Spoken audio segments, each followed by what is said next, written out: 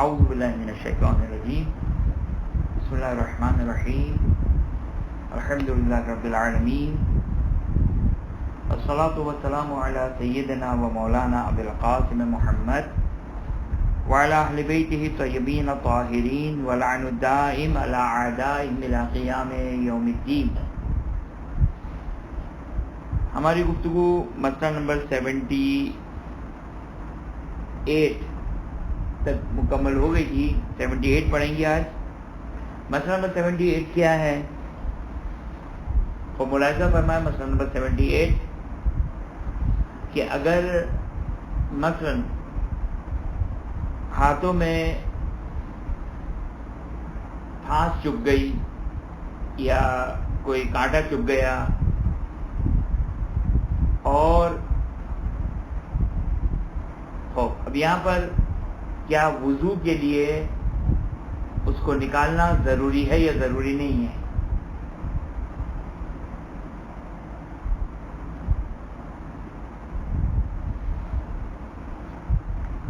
وہ فرماتے ہیں کہ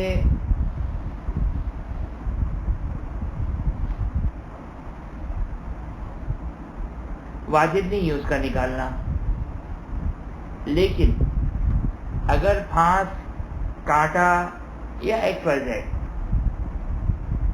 اگر اس طرح جلد میں داخل ہوا ہو کہ جلد کے ظاہری حصے کو چھپا رہا ہو، مثلا جیسے ناک کی کیل ہوتی ہے، اس قسم کا کوئی کانٹا تھا اور ظاہری حصہ اس سے چھپ رہا ہے، تو پھر اس صورت میں نکالنا ہوگا یا خلاصہ یہ کہ نیچے تک پانی پہنچانا ہوگا۔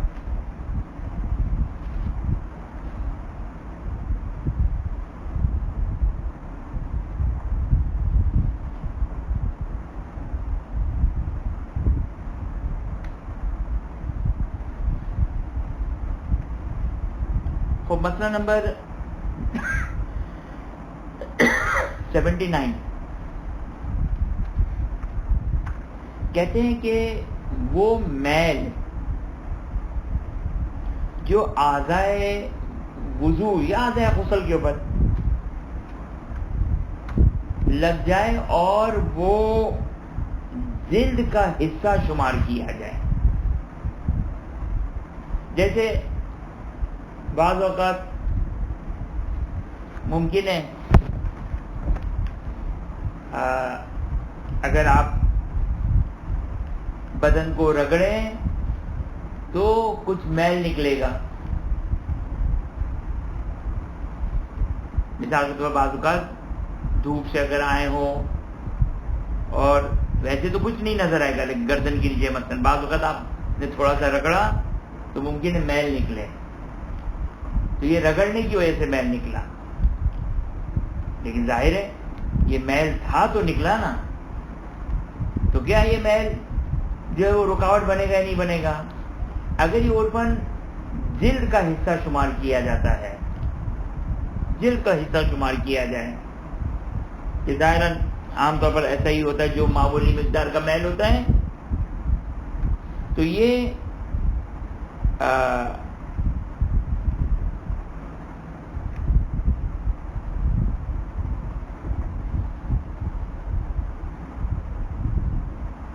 اس کو دور کرنا ضروری نہیں ہے، لیکن اگر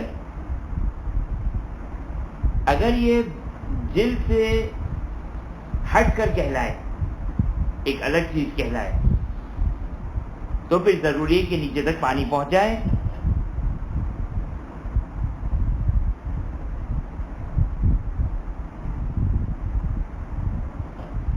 خوب توجہ کریں کہ اس صورت میں کہ جب یہ پانی پہنچنے کے لیے رکاوٹ ہو، اگر پانی پہنچنے کے لیے رکاوٹ نہیں ہے تو پھر اگر وہ میل ہے اور معلوم ہے کہ اتنا مختصر یہ ہے کہ پانی پہنچنے کے لیے رکاوٹ نہیں ہے، تو چاہے، یعنی خلاصہ کیا ہو گیا، توجہ کریں، میں یہ چاہے بات کاٹ دی لیکن خلاصہ سن لیں کہ ایک دفعہ جلد کا حصہ عرفاً شمار کیا جا رہا ہے تو کوئی مسئلہ ہی نہیں ہے، اگر عرفاً جلد کا حصہ شمار نہ کیا جائے تو دو سچویشن ہے. ایک دفعہ اتنا معمولی ہے کہ پانی جلد تک پہنچنے کے لیے رکاوٹ نہیں ہے تو دور کرنا بھی ضروری نہیں ہے, اور اگر جو وہ مانع ہے اور رکاوٹ ہے تو پھر دور کرنا ضروری رہے گا. یہ مسئلہ واضح ہو گیا. 3 اس کے اندر صورتیں بنیں گی, وہ انشاءاللہ واضح ہو گئی. مسئلہ نمبر 80 کہتے ہیں کہ بعض غیر متفقہین جو فقہ نہیں جانتے ہیں وہ بعض اوقات یہ اتفاق کرتے ہیں کیا کہ مثال کے طور وضو واجب وضو شروع ہونے سے پہلے گٹے تک ہاتھ دھوتے ہیں, یہاں تک ہاتھ دھو لیے. اب جب کونی سے دھونا شروع کیا تو یہاں تک دھویا, اس حصے کو نہیں دھویا, رسٹ سے نیچے والے حصے کو نہیں دھویا. اب یہ باطل ہو جائے گا وضو اور درست نہیں ہوگا. مسئلہ نمبر 81 یہ تھوڑا سا قابل توجہ مسئلہ ہے.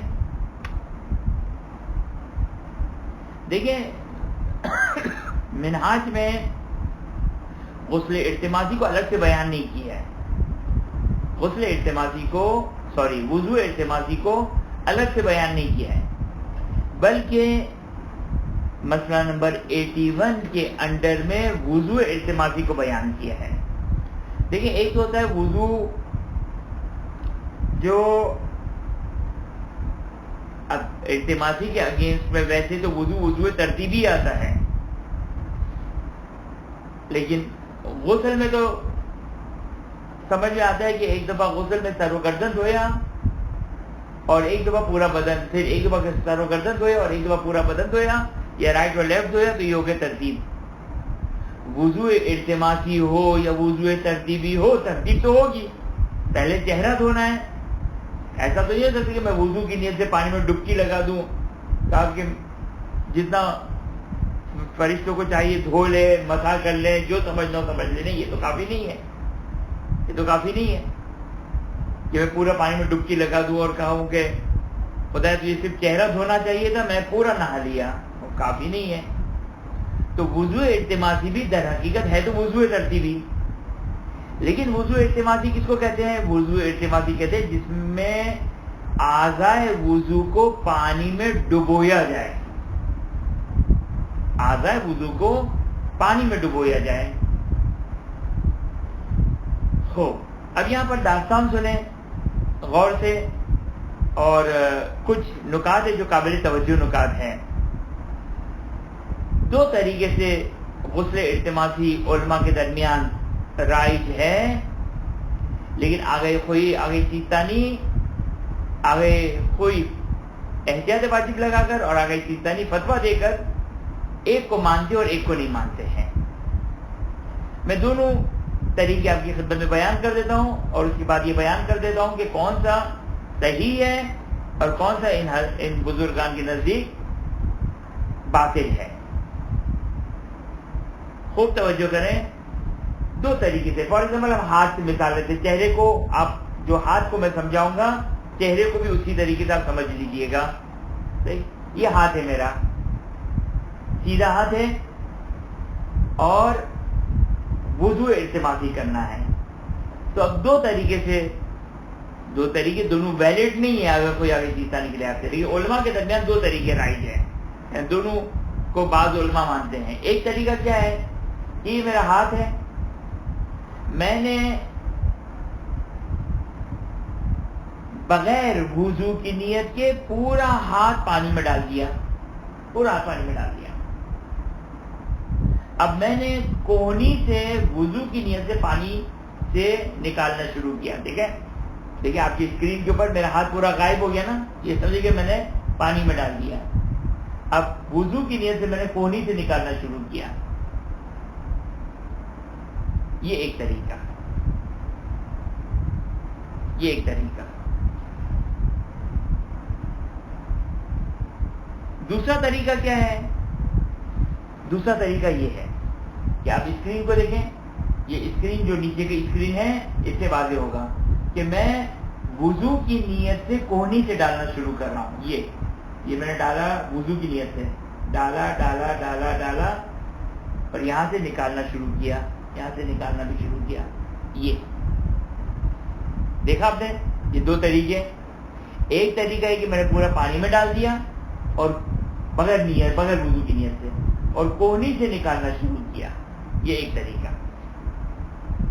یہ طریقہ آگئے سیستانی فتویٰ دے کر منع کرتے ہیں، آگئے کوئی احتیاط واجب لگا کر منع کرتے ہیں.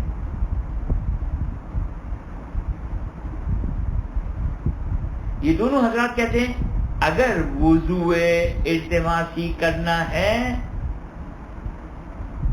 اگر وضو التماسی کرنا ہے تو اس کا طریقہ یہ ہے کیا کہ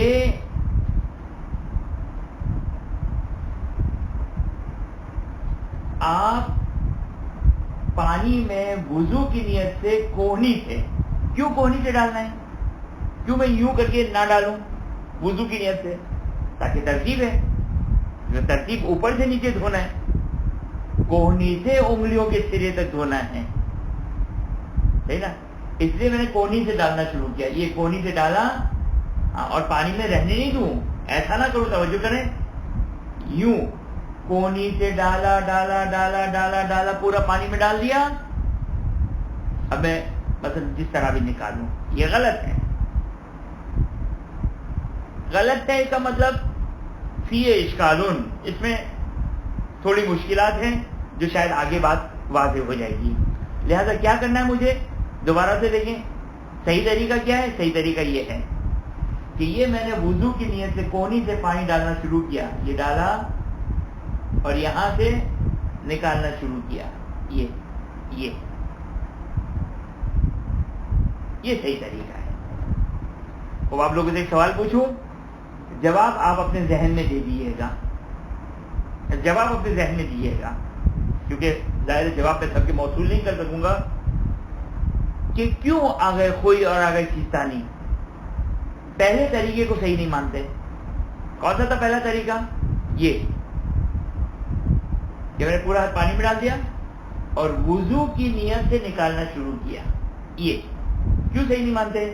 جی کیوں صحیح نہیں مانتے؟ اس لیے کہ آپ کی خدمت میں پہلے میں نے عرض کیا تھا کہ ایجاد ہونا چاہیے. توجہ کریں، کیا ایجاد ہونا چاہیے؟ کس کو ایجاد کرنا ہے؟ کس کو ایجاد کرنا ہے؟ دھونے کو ایجاد ہونا چاہیے، غسل ایجاد ہونا چاہیے. جب آپ نے پانی میں ہاتھ ڈال دیا، آپ در حقیقت نکالنے کے ذریعے سے نیت کر رہے ہیں، نکالنے کے ذریعے سے نیت کر رہے ہیں. یعنی جب آپ پانی کے اس حصے پر آئے، جب پانی کے اندر یہ حصہ ہے تو آپ نے اب گویا وہ مسئلہ کہ پانی میں آپ نے دھونے کی نیت کی، وہ پانی میں دھونے کی نیت کی، احداث نہیں ہوا، ایجاد نہیں ہوا. توجہ کیا آپ نے؟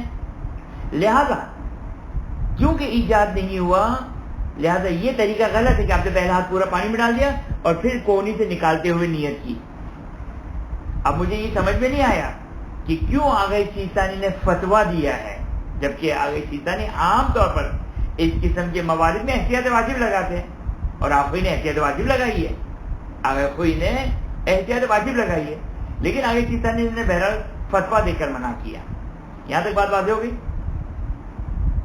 کہ غسل التماسی کون سا صحیح ہے، کون سا غلط ہے، اور کیوں غلط ہے اور کیوں صحیح ہے. دیکھیے جب میں نے کوہنی سے ڈالا تو میں باہر ہے میرا ہاتھ، اور پانی میں ڈالتے ہوئے میں نے وضو کی نیت کی، تو احداث ہو رہا ہے، ایجاد کر رہا ہوں، میں دھونے کو ایجاد کر رہا ہوں. ایک دفعہ دھونا ایجاد کرنا ہوتا ہے، ایک دفعہ دھونا کنٹینیوٹی کے ساتھ ہے. میں ایک دفعہ پانی سے باہر ہوں اور نیت کر کے میں پانی میں ڈبکی لگاؤں تو اس کو کہا جائے گا ایجاد کیا میں نے. ایک دفعہ میں انڈر واٹر سوئمنگ کر رہا ہوں، اور انڈر واٹر سوئمنگ کرتے کرتے مجھے یاد ہے کہ جمعے کا دن ہے یا مجھ پر غسل واجب ہے، میں نے اپنے بدن کو حرکت دی، تو ایجاد نہیں کیا میں نے کچھ. اسی لیے یہ لوگ اشکال لگاتے ہیں، اس پر اشکال لگاتے ہیں. اب سیستانی نے بھی اشکال لگایا ہے، آخوئی نے بھی اشکال لگایا ہے، لیکن کیوں آ گئے سیستانی نے یہاں پر فتویٰ دیا. اب یہ اب ہمارے لیے کوشچن مارک ہے. پہلا یہ کوشچن مارک ایک طالب علموں کی گفتگو کے اعتبار سے آپ کی خدمت میں تاکہ آپ کے لیے بات واضح ہو جائے. توجہ کہ آپ نے یہاں تک ساری باتیں واضح ہو گئی. اب آئیے ایک اور مشکل میں. اچھا چہرے میں بھی یہ بات واضح ہو گئی. ایک دفعہ میں چہرے کو پورا پانی میں ڈال دوں, یعنی یہاں تک میں نے پورا پانی ڈال دیا اور نکالتے ہوئے وضو کی نیت کروں تو یہ باطل ہو جائے گا کیونکہ احداث نہیں ہے. ایک دفعہ میں پیشانی سے یہاں سے پانی میں ڈالتا جا رہا ہوں اور نکالتا جا رہا ہوں اور پورا چہرہ تھوڑی سے نکل گیا. صحیح واضح ہو گیا یہاں تک؟ اب توجہ کریں.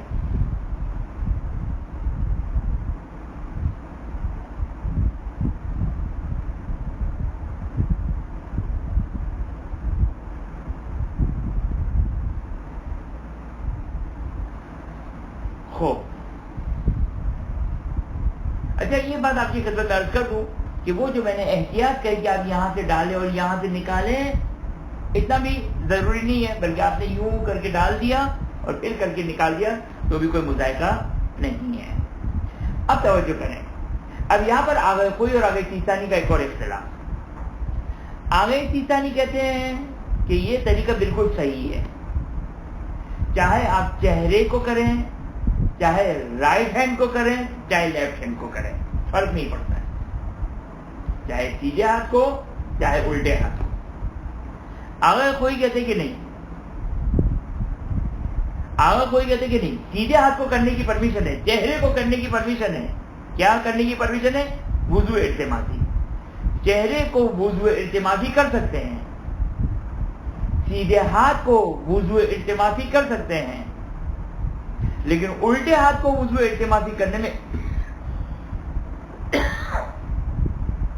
اصولاً تو اشکال ہونا چاہیے. میں چیک کر لوں, یعنی اشکال سے مراد احتیاط واجب ہونا چاہیے.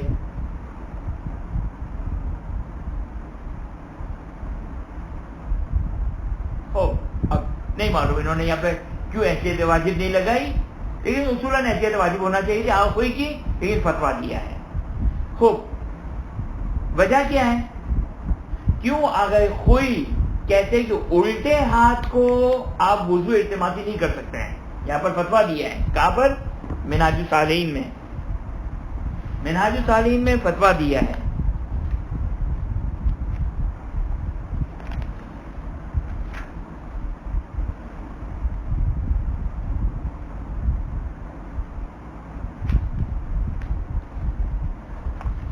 منہاج الصالحین میں فتویٰ دیا ہے. اور ایک سیکنڈ اگر انتظار کریں تو میں یہ دیکھ لوں کہ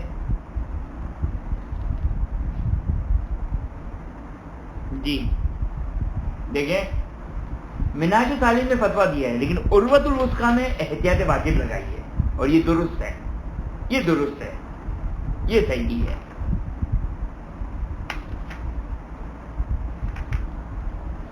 اور اب وجہ یہ ہے کہ اب سوال یہ کہ کیا آغا خوئی کیوں نہیں مانتے ہیں اور آغا سیستانی مانتے ہیں؟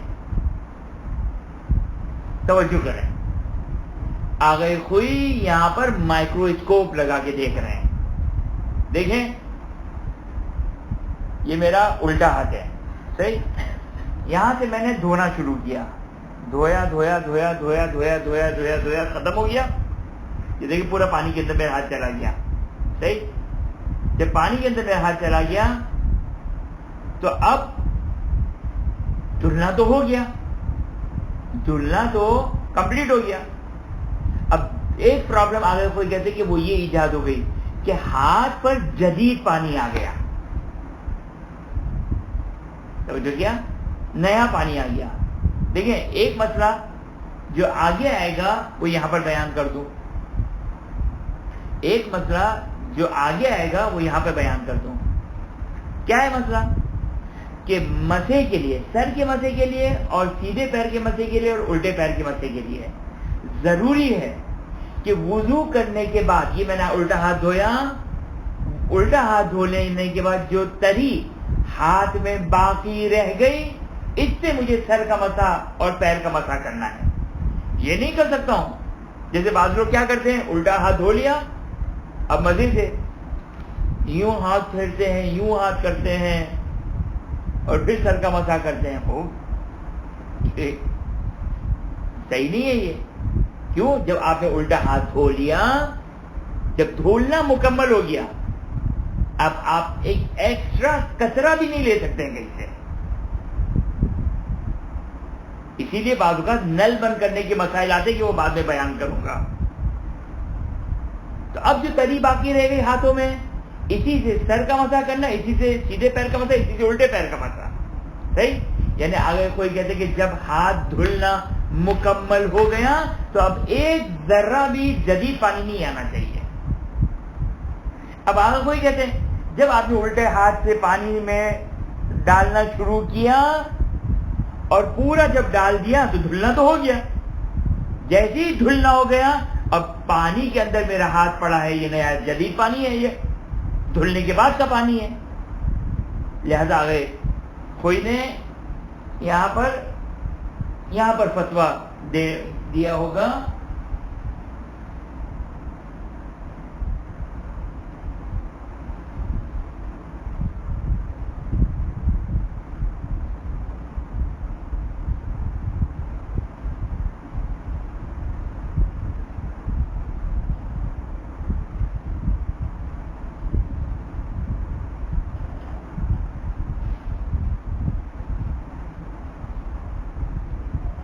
ہو.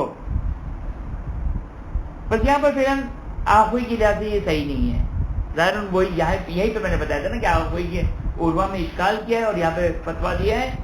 ہو یہ بہرحال آپ نے ملاحظہ فرمایا. اگر یہ چیز نہیں کہتے کہ نہیں, اتنی دقت سے دیکھنے کی ضرورت نہیں ہے. یہ پانی میں جو ہاتھ رہ گیا اب میں جو نکال رہا ہوں, یہ دھونے کے انڈر دی پروسیس ہے. یہ دھونے کا انڈر دی پروسیس ہے, یہ اسی کا پروسیس چل رہی ہے. لہٰذا عرفاً خارجی پانی نہیں کہلائے گا, عرفاً باہر کا پانی نہیں کہلائے گا. لہذا آپ سیدھے ہاتھ کو ارتماسی سے کریں یا الٹے ہاتھ سے ارتماسی سے کریں, کوئی فرق نہیں پڑتا ہے. پھر آگے چیز ثانی کہتے ہیں ایک اور چیز, بلکہ ایک اور کام کیا جا سکتا ہے کہ آپ سیدھے ہاتھ کو پانی ڈال کر دھوئیں اور الٹے ہاتھ کو آپ ارتماسی کریں. اور اگر آپ احتیاط کرنا چاہیں اس الٹے ہاتھ کے پانی سے مسح نہ کریں تو سیدھا ہاتھ کا پانی تو آپ نے ارتماسی نہیں کیا تھا. اور اگر چیتا نہیں کہتے کہ ہمارے نزدیک ایک ہی ہاتھ سے سر کا بھی مسح کر سکتے ہیں, سیدھے پیر کا بھی مسح کر سکتے ہیں, الٹے پیر کا بھی مسح کر سکتے ہیں, ایک ہی ہاتھ سے. یہ انشاءاللہ آگے بحث آئے گی. آپ کوئی منع کرتے ہیں, آپ کوئی کہتے ہیں ظاہراً احتیاط واجب ہے کہ شاید احتیاط واجب ہے. دیکھیں گے وہاں پہ جو آئے گا کہ احتیاط واجب ہے کہ سیدھے ہاتھ سے سیدھے پیر کا مسح, الٹے ہاتھ سے الٹے پیر کا مسح. لیکن آگے چیتا نہیں کہتے نہیں, یہ ہمارے نزدیک واجب نہیں بلکہ ایک ہی ہاتھ سے. آپ نے کہا کہ میں ہاتھ کے استعمال میں اسراف نہ کروں, آپ نے کہا اسی ایک انگلی سے آپ نے سر کا مسح کیا, دوسری انگلی سے آپ نے سیدھے پیر کا مسح کیا, تیسری انگلی سے آپ نے الٹے پیر کا مسح کیا. کوئی مسئلہ نہیں, آگے چیتا نہیں کرتے, پرابلم نہیں ہے. بس خلاصہ کیا ہو گیا؟ خلاصہ یہ ہو گیا کہ وضو التماسی میں دو طریقے تھے. ایک میں آگے چیتا نے فتویٰ دے کے منع کیا, آگے کوئی نے احتیاط واجب لگا کر منع کیا. صحیح. اور جو طریقہ صحیح ہے آگے کوئی اور آگے چیتا نہیں تھے. آگے چیتا نہیں کہتے اس سے آپ چہرہ دھوئیں, سیدھا ہاتھ دھوئیں, الٹا ہاتھ دھوئیں, کوئی ایشو نہیں ہے, مسئلے میں کوئی پرابلم ایجاد نہیں ہوگی. اگر کوئی کہتے ہیں نہیں چہرے کی حد تک تو ہم قبول کرتے ہیں, سیدھے ہاتھ کے اعتبار سے بھی ہم قبول کرتے ہیں, لیکن الٹے ہاتھ میں ہم اجازت نہیں دیں گے. کیوں؟ اس لیے کہ اس میں پانی جدید ہاتھ میں آ جائے گا. جب پانی جدید آ جائے گا تو پھر یہ اس سے مسح کرنے میں مشکل ایجاد ہو جائے گی. ہاں خلاصہ ما, یہ مسئلہ نمبر 81 میں جو بیان کیا, یہ پورا اس کا خلاصہ آپ کی خدمت میں عرض کیا.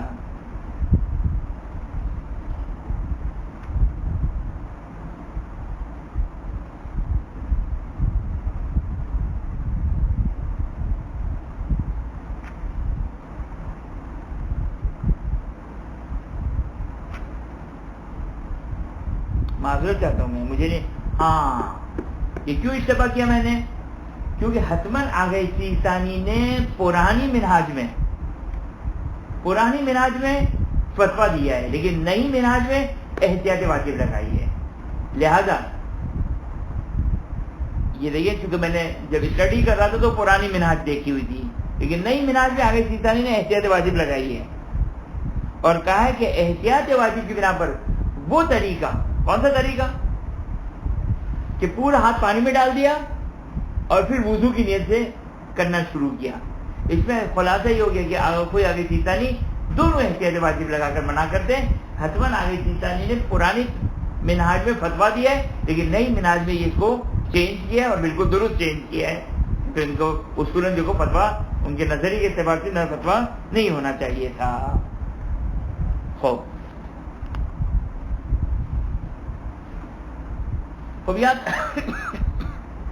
یہاں تک آپ نے ملاحظہ فرمایا کہ مسئلہ نمبر 81. مسئلہ نمبر 82، ناخون کے نیچے میل کا مسئلہ. کیا ناخون کے نیچے جو میل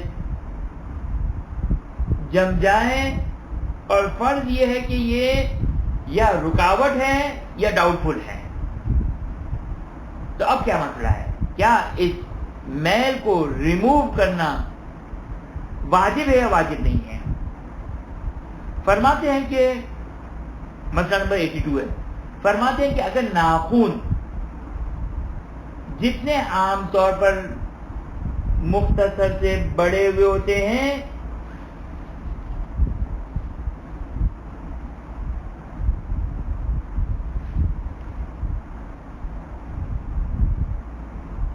اب یہ تعبیر آگے سیستانی نے لگائی ہے. ایک سیکنڈ ٹھہریں.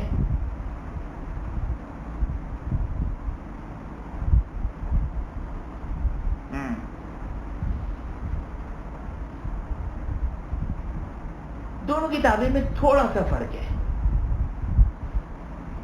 پہلے آگے سیستانی کی عبارت دیکھیں. آگے سیستانی کیا کہتے ہیں؟ یہ جو ناخن ہے، یہ ناخن، صحیح ہو توجہ کریں. اگر ناخن مثال کے طور پر اتنا سا بڑا ہوا ہے، اتنا بڑا ہوا ہے، یعنی بڑا ہوا ناخن ہے. اب اس کے پیچھے جو میل ہے، یہاں پر اندر میل ہے. اب آپ نے دیکھا کہ یہ ناخن، انگلی کا جو گوشت ہوتا ہے وہ ناخن کے ایک حصے کو کور کر دیتا ہے، ایک حصے کو کور کر دیتا ہے. اگرچہ میرا ناخن بہت ہی چھوٹا ہے، لیکن اگر تھوڑا سا اور بڑا بھی کر دیں تو بھی وہ باطن کہلائے گا. توجہ کریں، کیا کہلائے گا؟ باطن کہلائے گا. صحیح. لہذا آگے سیستانی کہتے ہیں کہ ناخن کے اندر کا جو میل ہے، اگر وہ باطن کہلاتا ہے تو کوئی مذائقہ ہی نہیں ہے. اچھا میل، اب یہ دقت کیجیے گا، بعض اوقات میل ناخن کی ایج پر لگا ہوتا ہے، وہ تو ظاہر ہے، یعنی وہ تو کھلا ہوا ہے، وہ تو واضح، وہ تو ظاہر ہے. لیکن وضو اور غسل میں قانون کیا ہے؟ قانون آپ کی خدمت بیان کروں. وضو اور غسل میں قانون یہ ہے کہ جو میرے بدن کا ظاہری حصہ ہے اس کو دھونا ہے. اب اگر ناخن میرا ایک مختصر سا اگر بڑا ہوا ناخن ہے اور اس کے اندر میل ہے اس طرح کہ وہ عرفاً اندر کہلائے، تو اس کو نکالنا اور دھونا ضروری نہیں ہے. اگر میل نہ بھی ہوتا تو بھی اندر کا حصہ دھونا ضروری نہیں ہے، کیونکہ وہ باطن ہے. مثال کے طور اگر آپ میرا بہت غور سے دیکھیں، یہ کیمرہ یہاں پر ہے، ہاں، تو یہ تھوڑا سا ناخن میرا بڑا ہوا ہے، ٹھیک نا، یہ ناخن بڑا ہوا ہے بہت ہی مختصر سا. لیکن چونکہ دیکھیں گوشت کی نسبت، گوشت نے اس کو شامل کیا ہوا ہے اور میرا ناخن بڑا ہوا اندر کی طرف ہے، لہذا اگر اندر میل بھی ہو، گریس بھی لگی ہو، لیکن اندر ہے تو کوئی مذائقہ نہیں ہے، کوئی حرج نہیں ہے اگر اندر ہے تو. لیکن اگر ناخن بڑا ہے، مثال کے طور پر خواتین کے ناخن ہوتے ہیں، صحیح، اب میں نارمل خواتین کے ورنہ ممکن اتنے بڑے ناخن بھی ہو، لیکن مثلا اتنا ناخن ہے، اتنا ناخن، صحیح، اتنا ناخن ہے.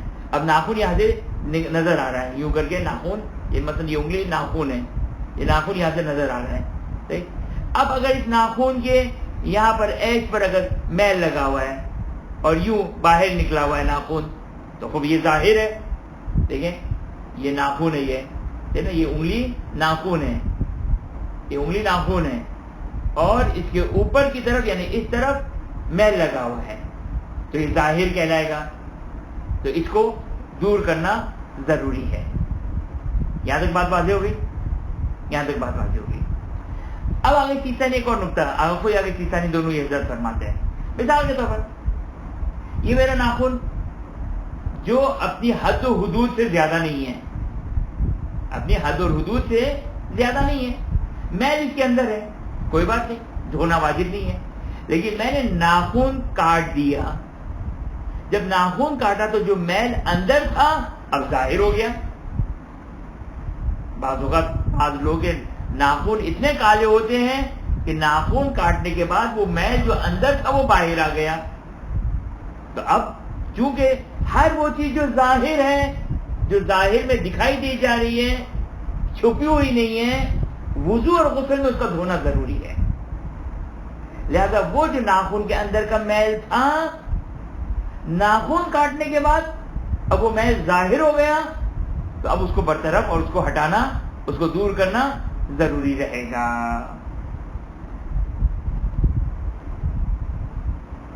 صحیح، انشاءاللہ امید ہے کہ مسئلہ واضح ہو گیا ہوگا. مسئلہ نمبر 83. دیکھیے مسئلہ نمبر 83 شاید بہت کم پیش آنے والا مسئلہ ہے، لیکن چونکہ ایک رول بھی ہمارے لیے رول بھی واضح ہو جائے گا، اور جب یہ مسئلہ پیش آئے تو انشاءاللہ امید ہے کہ آپ مجھے واٹس ایپ نہیں کریں گے، خود ہی آپ لوگ اس مسئلے کو حل کر لیں گے. توجہ کریں کہ مثال کے طور پر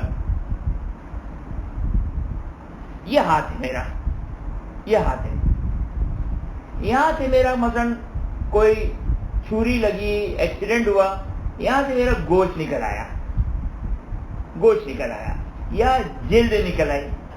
صحیح، گوشت نکل آیا، مثلا یہ گوشت نکل آیا.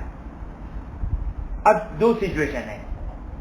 ایک دفعہ گوشت نکل آنے کے بعد بالکل معمولی جلد کے اوپر وہ گوشت لٹک رہا ہے، اتنا گوشت نکل آیا. جیسے ہوتا ہے بعض اوقات انسان کو چوٹ لگتی ہے. اچھا یہ مسئلہ گوشت کا بھی ہے، جلد کا بھی ہے، گوشت کا بھی ہے اور جلد کا بھی ہے. جلد یعنی اسکن. گوشت نکل آیا، ایک دفعہ گوشت یوں اکھڑ آیا تو جو بھی اس کا ظاہری حصہ دکھ رہا ہے اس کا دھونا ضروری ہے، اس کا دھونا ضروری ہے. صحیح. لیکن اگر گوشت اکھڑ کے بہت ہی معمولی سی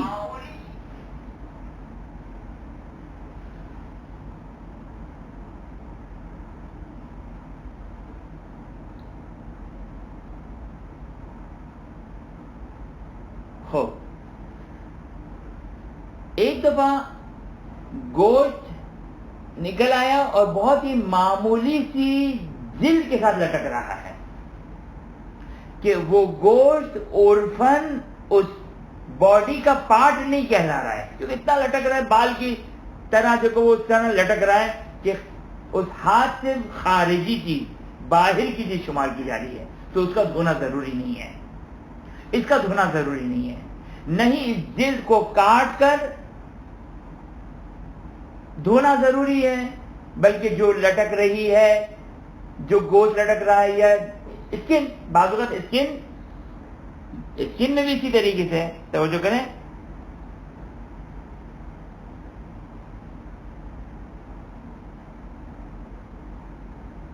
اسکن میں بھی اسی طریقے سے. ایک دفعہ اسکن اس طرح لٹک رہی کہ عرفاً وہ اس کا حصہ شمار نہیں کیا جا رہا ہے، گوشت عرفاً اس کا حصہ شمار نہیں کیا جا رہا ہے، تو ظاہری طور پر دھو لیں اور اس جلد کو جو لگی ہوئی جلد ہے اس کا ظاہری حصہ دھو لیں، اتنا جو اس سے اٹیچ ہے اتنا کافی ہے، اس سے زیادہ کو دھونا ضروری نہیں ہے، اور اس مسئلے کو اس سے زیادہ وضاحت دینے بھی ضروری نہیں ہے انشاءاللہ۔ مسئلہ نمبر 84، مسئلہ نمبر 84 کیا ہے؟ مسئلہ نمبر 84، مسئلہ نمبر 84 وہ سردیوں میں جو انسان کے ہاتھوں یا بالخصوص ایڑی کے اوپر، جو پیروں کی ایڑی ہوتی ہے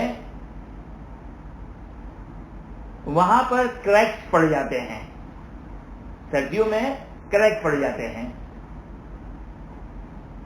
تو آیا یا بعض اوقات شاید ہاتھوں میں بھی ہتھیلی میں سخت سردیوں میں یہاں پہ ممکن ہے کریکس پڑ جائیں، سخت سردی میں ممکن ہے یہاں پر کریک پڑ جائے، تو کیا اس کے اندر پانی پہنچانا واجب ہے یا واجب نہیں ہے؟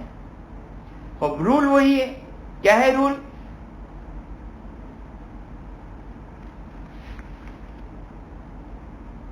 اگر اتنا بڑا کریک ہے کہ جو اندر کا حصہ ہے وہ ظاہر نظر آ رہا ہے، بعض اوقات ہوتا ہے، تو اس کے ظاہر کو دھو لینا کافی ہے، نہ یہ کہ جو کہ وہ اس کے اندر ہم پائپ ڈال کر پانی ڈالیں، وہ پانی عام طور پر پہنچ جاتا ہے، عام طور پر پانی پہنچ جاتا ہے، لیکن اگر کوئی بہت ہی معمولی پانی سے وضو کر رہا ہو یا معمولی پانی سے، مختصر پانی سے غسل کر رہا ہو، وہاں پہ یہ پرابلم آ سکتی ہے۔ ہم ماشاءاللہ جس فراوانی سے پانی کو یوز کرتے ہیں عام طور پر یہ مسئلہ وہاں پر پیش نہیں آتا ہے، پانی خوب پہنچ جاتا ہے۔ توجہ کیا آپ نے؟ اب یہ مسئلے شرعی کے عنوان سے اس کو ڈسکس کر رہے ہیں، ان مسائل کو بیان کرنے کا مقصد نہیں کہ انسان وسواسی بن جائے، ان مسائل کو بیان کرنے کا مقصد یہ نہیں کہ انسان وسواسی بن جائے کہ اگر اب پیر کے اگر کریک تھوڑے سے کھلے ہوئے ہیں تو اب 1 گھنٹے تک اس میں پانی ڈال رہے ہیں، کیونکہ آگے کسان نے کہا کہ وہ جو کریک پڑے ہوئے ہیں پیروں میں وہاں پہ اگر وہ اتنا کھل گیا ہے کہ وہ عرفاً ظاہر کہلائے تو وہاں تک پانی پہنچانا ضروری ہے، تو ہم بھی جو وہ اس کے پیچھے پڑ کے پانی پہنچانے میں، پانی جس طرح میں نے کہا نا ہم نہاتے ہیں تو 100% ہی پانی پہنچ جاتا ہے۔ ہاں اگر کوئی اس واجبی مقدار سے وضو یا غسل کرنا چاہتا ہے، 3 کلو پانی میں 3 دفعہ بدن کو دھونا ہے، 3 کلو پانی میں 3 دفعہ بدن کو دھونا ہے، اور یہاں پر یہ مسئلے ایپلیکیبل ہے کہ بھائی پانی پہنچانا ہے، کہیں ایسا نہ رہے کہ اتنے مختصر پانی میں وہ جگہ خشک رہ گئی ہو۔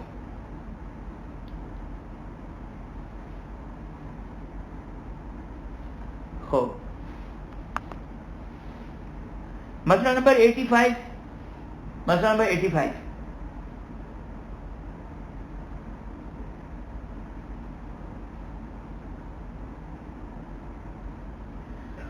فرماتے ہیں کہ بعض اوقات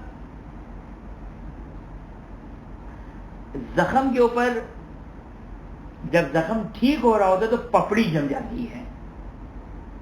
اچھا ایک مسئلہ مطہرات میں آئے گا کہ خون جمع ہوا ہے تو اگر یہ پپڑی بن گیا تو یہ پاک ہے یا پاک نہیں ہے، تو بحث آئے گی استحالہ میں کہ اگر یہ پپڑی یہ خون اگر عرفاً خون نہ کہا جائے، عرفاً یہ خون نہ کہا جائے، اس کی حالت تبدیل ہو گئی کہ کوئی اس کو خون نہ کہے تو اس کو کہتے ہیں استحالہ، یہ بحث وہاں پر آئے گی۔ ابھی یہ نہیں بحث کرنا چاہ رہے ہیں، ایک جنرل خون پپڑی بن گئی اس ذیل میں گفتگو نہیں کرنا چاہ رہے ہیں، بلکہ زخم لگا اور زخم لگنے سے پپڑی جم گئی، خون نہیں نکلا لیکن زخم لگنے سے پپڑی جم گئی، کوئی اشکال نہیں ہے، اسی کو ظاہری طور پر دھو لیں، اس پپڑی کو ظاہری طور پر دھو لیں کافی ہے، اور اس کو برطرف کرنا ضروری نہیں ہے۔ ایک نقطہ عرض کر دوں کہ اگر مثال کے طور پر آپ کو شک ہے کہ یہ خون ہے اور شاید جمع ہوا خون ہو، تو رول کیا ہے؟ ہر وہ چیز جس کے بارے میں آپ کو ڈاؤٹ ہو کہ شاید یہ رکاوٹ بن سکتا ہے، اگر وسوسہ نہ ہو ایک عرفی لحاظ سے، تو اس کا برطرف کرنا ضروری ہے، وہ ایک الگ مسئلہ ہے۔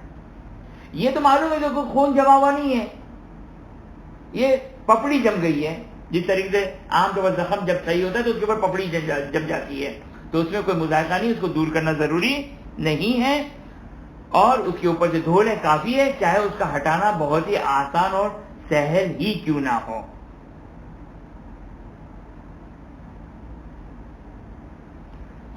مسئلہ نمبر 86، توجہ کریں، مسئلہ نمبر 86 یہاں پر پھر وہ ایک مشکل کھڑی ہو گئی۔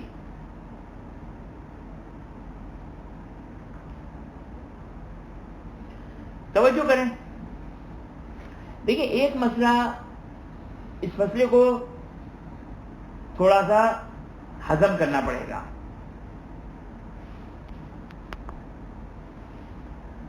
کہ انسان جو وضو کر رہا ہے، غسل کر رہا ہے، وہ خود وضو اور غسل کرے۔ یہ انشاءاللہ شرائط وضو میں یہ نقطہ آئے گا۔ اور خود وضو کرنے کی ایک مثال کیا ہے؟ ایک مثال یہ ہے کہ مثال کے طور پر یہاں پر نل چل رہا ہے، صحیح، اور نل کے نیچے میں اپنی پیشانی کو لے جاؤں اور اوپر سے نیچے میرا چہرہ دھل گیا، وضو ہو گیا، چہرہ دھل گیا۔ نل کھلا ہوا ہے، میں نل کے نیچے اپنے ہاتھ کو لے گیا اور پورے ہاتھ کو دھو لیا، یہ ارتماسی نہیں ہے، یہ نارمل دھونا ہے۔ نل کے نیچے اگر میں ہاتھ دھو رہا ہوں تو یہ ارتماسی نہیں ہے، یہ وہ جو ارتماسی جب مسئلہ نمبر 81 میں جو ہم نے ڈسکس کیا، نل کے نیچے وضو کرنا، یہ ارتماسی کے احکام نہیں کریں گے، یہ ترتیبی کے احکام ہے، یعنی ترتیبی تو دونوں ہی ترتیبی ہے، لیکن یہ نارمل وضو ہے، صحیح۔ یہاں تک تو کوئی مسئلہ نہیں ہے۔ اب اسی طرح بارش ہو رہی ہے، بارش ہو رہی ہے، آپ گیلری میں کھڑے ہوئے، اس طرح کھڑے ہوئے ہیں کہ آپ کے سر بھیگ نہیں رہا ہے، گیلا نہیں ہو رہا ہے، کیونکہ سر گیلا ہو گیا تو ممکن آپ کے لیے مسئلے میں پرابلم ہو جائے، صحیح۔ یا مثال کسی کی ٹال ہے، پوچھنا بہت آسان ہے، صحیح۔ تو خلاصہ یہ کہ بارش ہو رہی ہے، بارش کے نیچے سر ڈال دیا، ترتیب کے ساتھ اوپر سے نیچے دھل گیا، چہرہ دھل گیا، آپ نے وضو کی نیت سے آپ نے اپنا چہرہ ڈالا، ظہر کا ٹائم ہو گیا، مثلا بارش ہو رہی ہے، آپ نے کہا کہ چلے بارش ہو رہی ہے، ابھی کون واش بیسن تک جائے، صرف گیلری سے اپنے چہرہ سے تھوڑا سا باہر نکالا، اس طرح کے ترتیب کے ساتھ پورا چہرہ دھل گیا۔ یا مثال میں بارش یا ترتیب سے پانی گرا، آپ نے جو تھوڑا بہت رہ گیا تھا ہاتھ پھیر دیا، اسی طرح آپ نے اپنا سیدھا ہاتھ ڈالا اور پورا ہاتھ اس طرح ترتیب سے دھل گیا، الٹا ہاتھ ڈالا اسی طرح ترتیب سے دھل گیا، کوئی مذائقہ نہیں ہے، کوئی پرابلم نہیں ہے، کوئی ایشو نہیں ہے۔ پھر ایشو کہاں ہے؟ ایشو یہاں سے شروع ہوگا، کیا؟ یہ ایک مسئلہ، وہ کیا؟ وہ یہ کہ آپ نے، اچھا اب فقہا جو بعض اوقات ان مسائل کو بیان کرتے ہیں، اب کوئی اس کو کرتا نہیں ہے۔ ایک مسئلہ جو گزشتہ گفتگو میں بھی کسی نے اشارہ کیا تھا کہ وہ الٹے ہاتھ کا مسئلہ نہیں ہے، وہ الٹے ہاتھ کا مسئلہ نہیں، دوسری دفعہ وضو کی نیت سے، وہ امید ہے کہ انشاءاللہ اگر سیتانی نے یہاں پہ بیان نہیں کیا ہوگا، توضیح میں بیان کیا ہے کہ پیچیدہ ترین مسئلہ ہے، وہ پیچیدہ ترین مسئلہ، اور ایسا مسئلہ جو معذرت کے ساتھ کوئی کام کا نہیں ہے، کوئی اس کو انجام نہیں دیتا ہے، کوئی کرتا بھی نہیں ہے۔ وہ الحمدللہ گروپ میں بھی سوال نہیں آیا تو چھٹی ہو گئی، لیکن کوئی کام کا مسئلہ نہیں ہے۔ ہاں بعض اوقات بعض لوگوں کو شوق ہوتا ہے، جیسے ہمیں بھی ایک حد تک شوق ہے کہ ہر مسئلے کو اس کو سمجھنے کا، کہ جب توضیح میں، منہاج میں، عروا میں بیان کیا ہے تو یہ مسئلہ کیا ہے، وہ ایک سمجھنے کی بعض لوگوں کو ایک شوق ہوتا ہے، اور وہ ایک الگ بات ہے۔ لیکن بعض لوگوں کو ہوتا ہے بھائی کام کے مسئلے بیان کر دو والسلام، صحیح نا؟ تو یہ بھی ہمیں خیال رکھنا چاہیے کہ اگر ہم بچوں کو، جوانوں کو جب مسائل پڑھائیں تو سارے اٹھا کر مسائل نہیں پڑھا دیں، سارے مسائل نہ پڑھا دیں جو ان کے آباء و اجداد کو نہ کبھی پیش آیا ہے، نہ کبھی اولادوں کو، 7 پشتوں تک کبھی کوئی جو کہ وہ پیش آنے والا ہے۔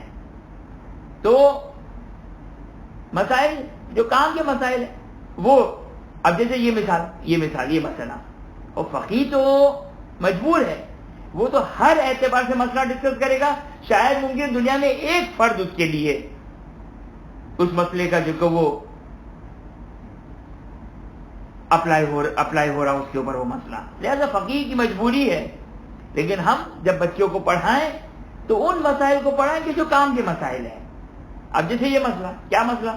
یہ مثال کے طور پر کوئی سیستانی کہتے ہیں کہ آپ گئے بارش کے نیچے، بارش آپ کے اوپر سے نیچے تک پانی بہ گیا، آپ نے وضو کے لیے نہیں کی، جب پانی ہر جگہ پہنچ گیا اب آپ اپنی خشک جگہ پر آئے، شیڈ میں آئے اور وضو کے نیت سے ہاتھ پھیر دیا، صحیح ہے یا غلط؟ کوئی وہی اشکال، احداث نہیں ہوا، ایجاد نہیں ہوا. اب یہاں پر پرابلم ہے کہ آغا سیستانی نے احتیاط واجب لگائی ہے، آغا نے فتویٰ دیا ہے. اور کیوں آغا نے فتویٰ دیا؟ اس طرح تو آغا کو احتیاط واجب لگانی تھی. بہرحال امید ہے کہ انشاءاللہ یہ مسئلہ واضح ہو گیا ہوگا. یہ تھا مسئلہ نمبر کون سا؟ مسئلہ نمبر 86. مسئلہ نمبر 86 نہیں، معذرت کے ساتھ آگے سیستانی نے احتیاط واجب لگایا ہے، آغا نے کہا کہ نہیں صحیح، اشکال نہیں ہے. کیوں صحیح ہے؟ آپ کے نظریے کے مطابق صحیح نہیں ہونا چاہیے، احداث نہیں ہے. لہذا اگر کوئی کا مقلد، اب چونکہ ضروری نہیں ہے کہ انسان جو منہاج اور توضیح میں مسئلہ ہے اس سے کھیلے، اور ضروری کہ اس کو کبھی مجبوری ہو جائے تو ایک الگ بات ہے. لیکن خلاصہ انشاءاللہ بات واضح ہے، میں خلاصہ دینے کی بھی ضرورت نہیں ہے. بارش کے نیچے وضو کرنے کا جو مسئلہ تھا وہ آپ کی خدمت میں عرض کر دیا. وآخر دعوانا ان الحمدللہ رب العالمین.